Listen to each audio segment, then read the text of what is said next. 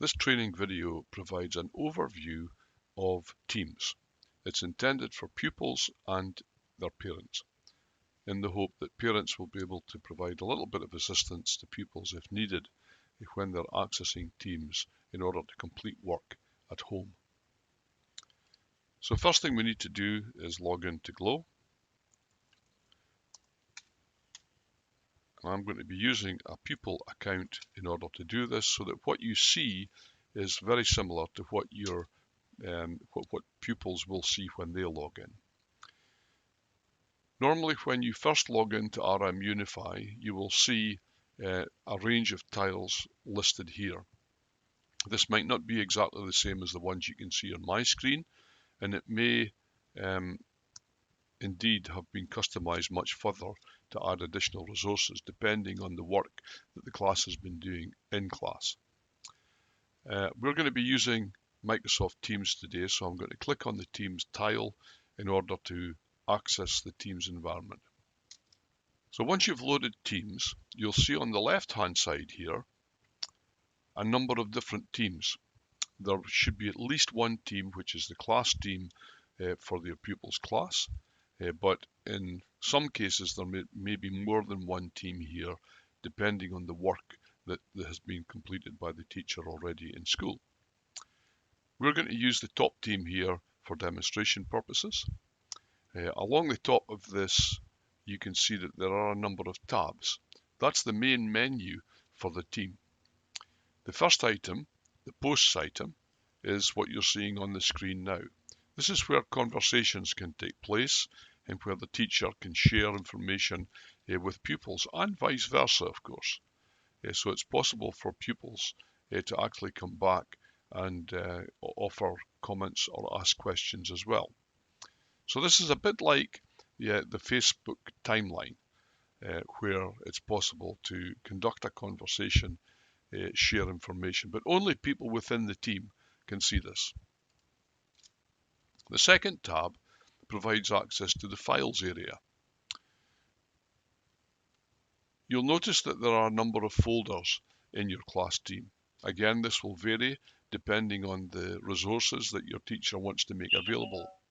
But the important thing to recognize here is that each of these folders is read-only for the pupil, but read-write for the teachers, which means that the teachers can add information here. They can provide files for the pupils to work with. The pupils can see them. They can look inside these areas. So if I click on this one here, you'll see that we can see further folders inside, and we can access those resources. We can load the files, but we can't make changes whilst they're here. If we were to download a file, of course, we would then be able to access the file. We also have the class notebook.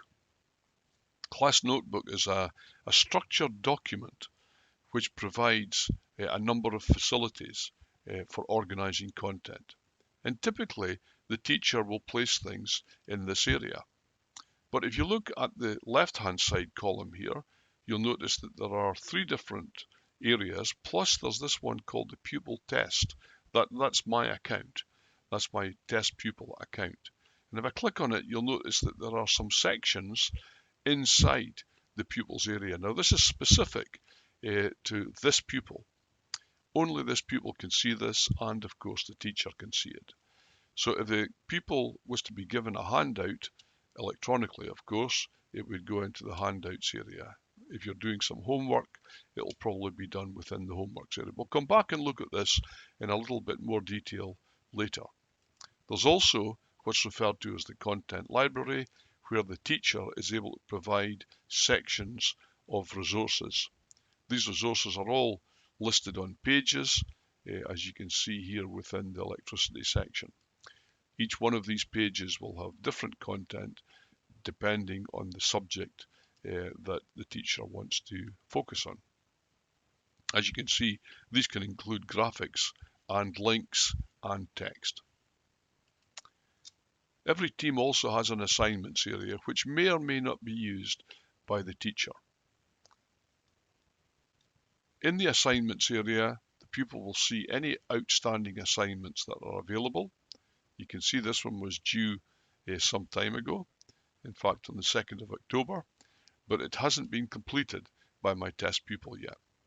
So I'm just going to click on it to see what's inside. Well, there are some instructions about doing an assignment on Ohm's law, and the teacher has provided a page on which the question needs to be answered.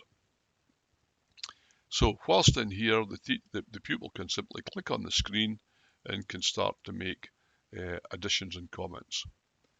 It's also possible to use the draw tools so that the pupil can actually illustrate their answer if they so wish. So I'll close that down now. Those changes have now been saved. If I open the document again, you will see that the changes I made are still there. At this point, the pupil would normally click on the Hand In button here in order to submit the work to the teacher for marking. The teacher would then mark the assignment and then possibly hand it back to the pupil to further review the content. The pupil also has the ability to look back at all the grades that have been covered.